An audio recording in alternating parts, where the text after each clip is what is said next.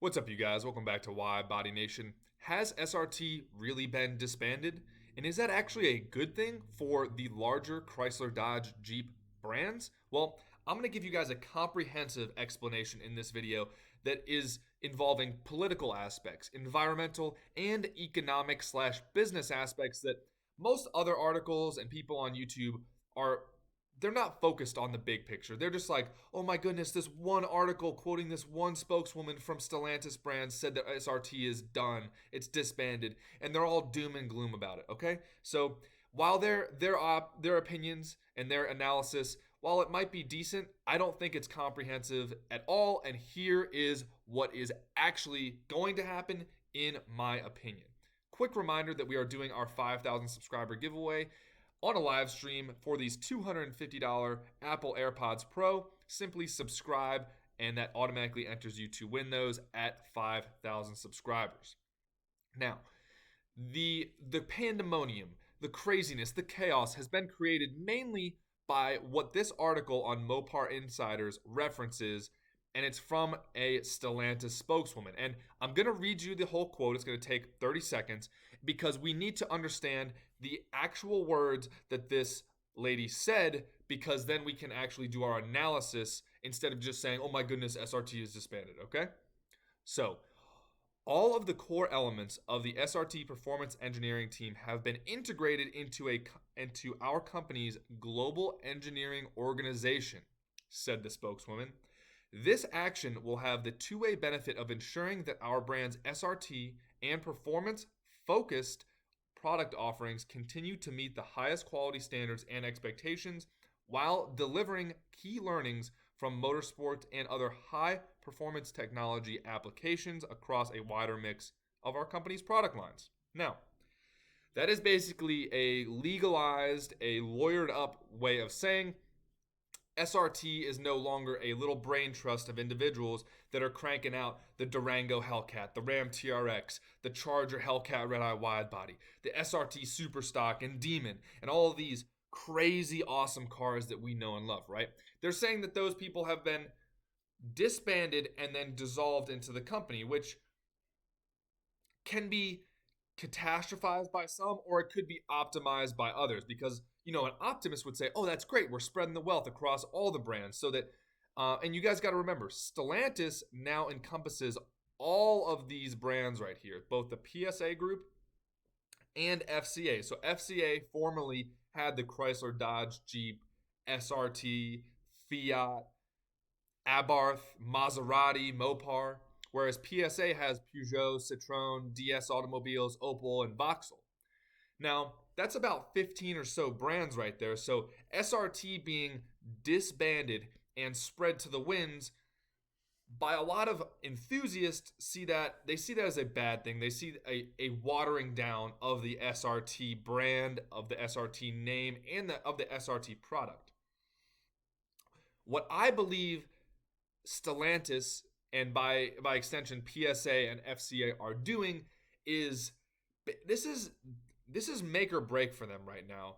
I mean, you have Tesla out here with a market capitalization of $750 billion compared to Stellantis at $50 billion. Now, if you say, what the heck does market capitalization have to do with this? Well, it's essentially a very rough valuation of the company. It's the company's total shares outstanding in the stock market times the company's total price of shares. Now, again, not a good valuation necessarily of the company's current status, but it gives you an idea of the company's ability to raise money if they need money. Now, you guys know that the American government did bail out both Chrysler, Dodge, Jeep, and Ram, or FCA now, in 2008, 2009, and also bailed out GM.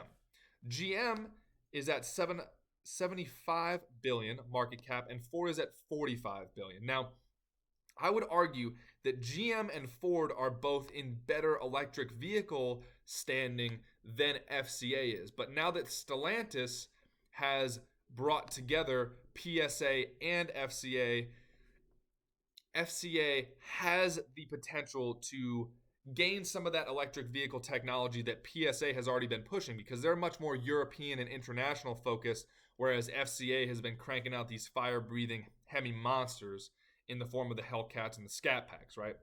Wide Body Nation loves these vehicles, right? So, to get to the point, them dissolving SRT into all of these brands and assigning a couple engineers here and a couple engineers there. Yes, it's probably going to water down the SRT offerings potentially, but you got to keep in mind, with the Biden administration coming in, there's already plenty of efforts, executive orders, and legislation and regulation being passed at the federal and state level talking about all electric vehicles by 2035, or talking about additional gas guzzler tax, or Elon Musk talking about a carbon tax. So there's a lot of governmental and political pressure to go ahead and increase fuel economy regulations, to go ahead and disincentivize the use of gas guzzling or carbon emitting vehicles. Now, I am not trying to take a political side here. I obviously love our fire breathing V8s, our turboed 4-cylinder flat engines in our Subarus, all of those things, right? All I'm saying is that the writing is on the wall right now, at least how the current political environment stands as far as where electric vehicles are going. So, taking the SRT engineers and putting them out into these companies that potentially already have at least a starting point for electric vehicles could help bridge the gap between the fire-breathing supercharged V8s or naturally aspirated V8s and the dinky little, potentially crappy electric vehicles. Maybe they can meet in the middle and actually create something cool like a hybrid Hellcat, or like a potentially an all-wheel drive. Like maybe you have the V8 powering the rear wheels as per Mopar standard operating procedures, and then you have electric motors powering the front wheels, increasing that grip. That's just an idea in my brain, right? Now, in my opinion, Chrysler, Dodge, Jeep, Ram, FCA, Stellantis brands are in probably the worst standing as far as all electric vehicles go. Ford is already working to produce their all electric F-150 by 2023. You got Tesla out here. Tesla far and away, they have all of their cars are out there sensing everything, always improving their self-driving technology, and they already have all of these all-electric cars that are getting 250, 350, 500-mile ranges, and you have Dodge over here that's struggling to even produce one all-electric vehicle, right? I mean, we have a couple of those Ram Eco Diesels and the Ram Hybrid E-Torque and the Jeep E-Torque, but I'm telling you guys, Stellantis is behind. They're fighting an uphill battle. So while it might hurt us as enthusiasts that the SRT brand is no longer a brain trust of, petrol heads or V8 boys and girls,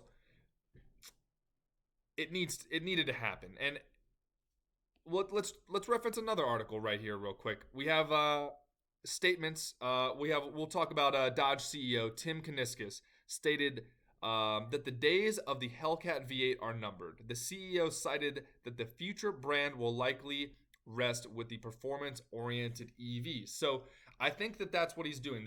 They've disbanded SRT Brain Trust because they were so good at creating these high-performance muscle cars that ran on supercharged and naturally aspirated big V8s.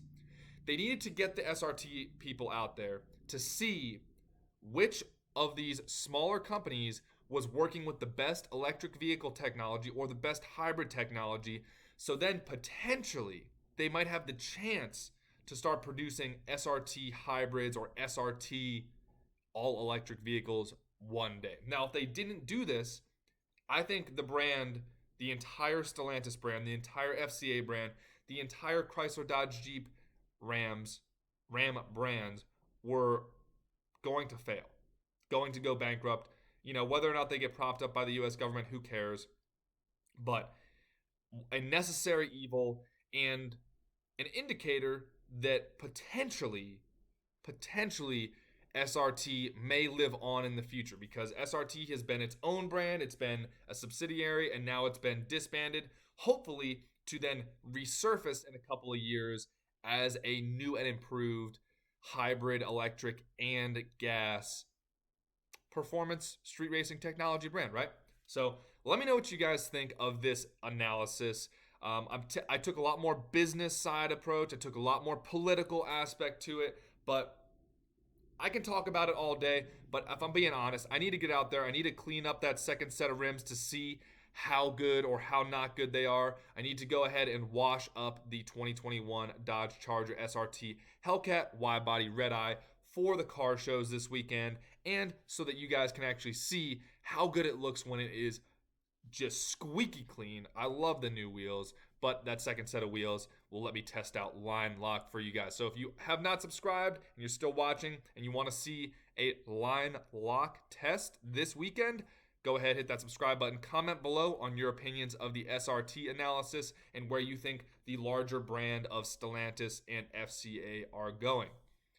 Appreciate you guys tuning in. Stay safe out there, and I will see you guys for the next video.